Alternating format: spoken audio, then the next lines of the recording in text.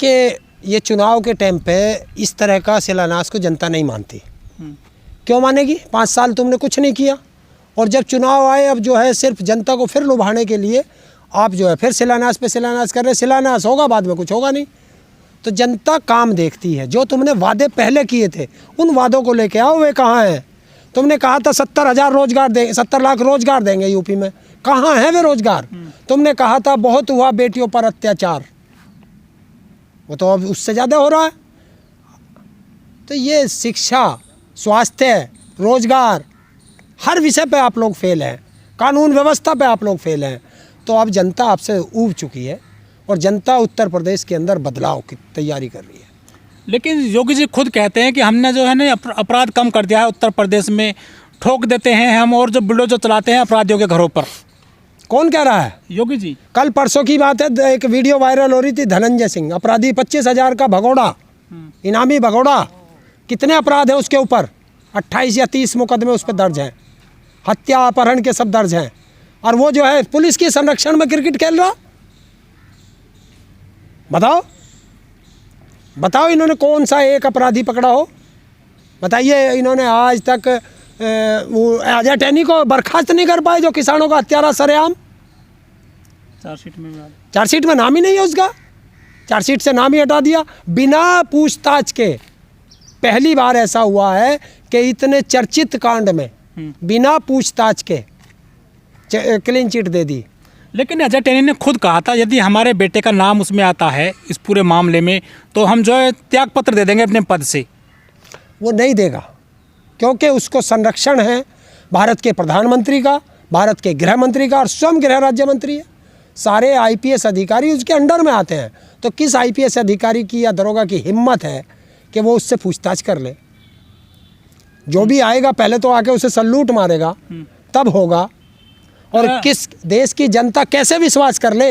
ये देश का प्रधानमंत्री बता दे मुझे। प्रज्ञा ठाकुर, जब उसने गांधी जी का अपमान किया था, तब प्रधानमंत्री ने कहा था कि मैं इसे कभी दिल से माफ़ नहीं कर पाऊंगा, कहा था।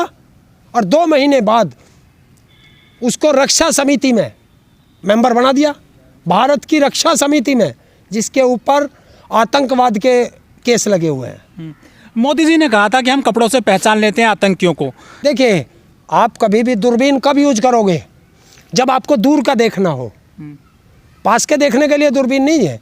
तो हमने तो तब भी कहा था और हम आज भी कह रहे कि दूरबीन से दूर का देखा जाता है, और दूर में उन्हें वो नहीं दिखाई दिया धनंजय सिंह, पास में बैठा अजय टैनी नहीं दिखाई दिया, पास में बैठा उन्हें मुख्यमंत्री नहीं दिखाई दिया, योगी बाबा जिस पर 28 केस थे।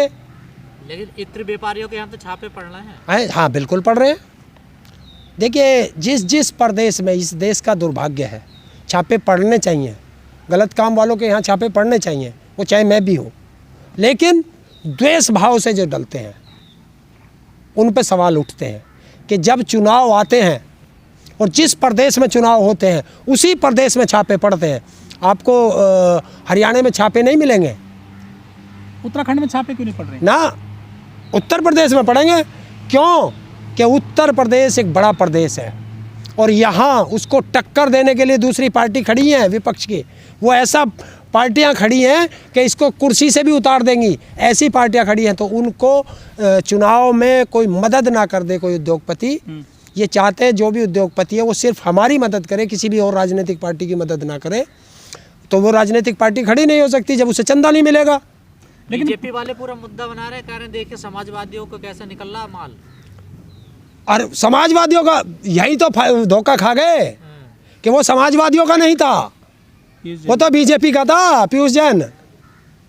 और फिर उस दिन से जैसे ही पता चला सब शांत हो गया, टीवी से वो खबर हट गई। तो ये है, अगर आपको छापा ही मारना है ना तो सबसे पहले अमित शाह के मार दो, लगातार वो बता देगा कि 50,000 रुपए का 80 करोड़ कैसे एक साल में होता, वो बताएगा। बीजेपी लगातार शिलान्यास कर रही है, लुभावने वादे कर रही है। देखिए, अब इनके वादों में नहीं है। वादा तेरा वादा, वादे पे तेरे मारा गया।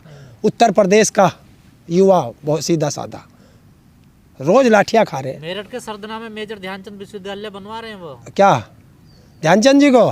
ध्यानचंद जी की तो मांग चल रही थी, विश्वविद्यालय की मांग नहीं थी ध्यानचंद जी की। वहाँ उसकी थी भारत रत्न की, वो नहीं देंगे, वो गोडसे को देंगे। तो मेरठ में तो दे दिया, लोग तो कह रहे हैं क्या? बड़ी हमें बड़ी। अरे वो तो आया था यहाँ एयरपोर्ट का भी शिलान्यास करने, आया था। वहाँ किसानों की ज़मीन का पैसा नहीं मिला अभी तक, शिलान्यास कर रहे हो। अरे जब इस ज़मीन का तुम शिलान्यास करोगे, कम से कम इसका पहला पैसा तो दे दो किसान का। ये कुछ वीडियो वायरल हो रही है कि मोदी जी भाषण दे रहे हैं, कुर्सियाँ खाली हैं, बीजेपी तमाम नेता। ये पुरानी वीडियो है या सच में कुर्सियाँ खाली रह रही हैं? देखिए, इसको सब चीज़ आप देख सकते हैं, क्योंकि आप पत्रकार हैं, आपकी नज़रों में ज़्यादा आएगा।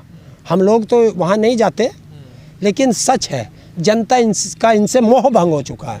क्योंकि ये हमेशा लुभावने, जो तुमने वादे किए, जनता ने तुम पे विश्वास करके तुम्हें कुर्सी पे बैठाया, पूर्ण बहुमत दे के बैठाया कि तुम्हारे हाथ में कोई अड़चन ना आ जाए कार्य करने में, और तुमने क्या किया? उसी जनता का गला घोटने का काम किया, उसी जनता को सड़कों पे मरने के लिए छोड़ दिया। तो जनता तुमसे कैसे विश्वास? सरकारी तंत्र का इस्तेमाल हो रहा बीजेपी चुनाव में, पूरा कन्फर्म है, सबूत के साथ है कि आप देखो, हर रैली के अंदर उत्तर प्रदेश रोडवेज की सारी बसें लगाई जाती हैं। आप देखो, जितने भी ग्राम प्रधान हैं, सबको फ़ोन आते हैं कि जो बच्चे पढ़ने वाले, स्कूल बंद हैं, उनको रैली में बुलाओ बच्चों को। जितनी आंगनबाड़ी हैं, महिला कार्यकर्ता हैं, और जो शिक्षक हैं, जो सरकारी कर्मचारी हैं, या तो रैली में आ जाओ, वरना तुम्हारा एक दिन का वेतन भी काट देंगे। ये क्या है? तो ये जो सब चीज़ें हो रही हैं, इतनी भीड़ बुलाई जा रही है रैलियों में, ये वोट में कन्वर्ट हो पाएगी क्या? देखिए, अगर आप मुझे ज़बरदस्ती अपनी चैनल पर बुलाओगे और मैं आना नहीं चाहता, तो क्या मैं आपका सपोर्टर बनूंगा? नहीं बनेगा। जनता महंगाई से त्रस्त है, बेरोजगारी से त्रस्त है, कानून व्यवस्था से त्रस्त है। इन चीज़ों पे बात नहीं करते, इनसे ध्यान भटकाने के लिए नए नए ड्रामे खड़े कर देंगे। लेकिन सर, जो बीजेपी सरकार है, जो योगी सरकार है, मोदी सरकार है, वो गरीबों को राशन दे रहे हैं, किसानों को जो है वो उनका जो पैसा भी डाल रहे हैं अकाउंट में, प्रधानमंत्री किसान सम्मान निधि, गरीबों को भी पैसा दे रहे हैं, श्रमिकों को पैसा दे रहे हैं, अनाज फ्री दे रहे हैं, नमक दे रहे हैं, तेल दे रहे हैं। रुको रुको रुको रुको, नमक आ रहा? हाँ है।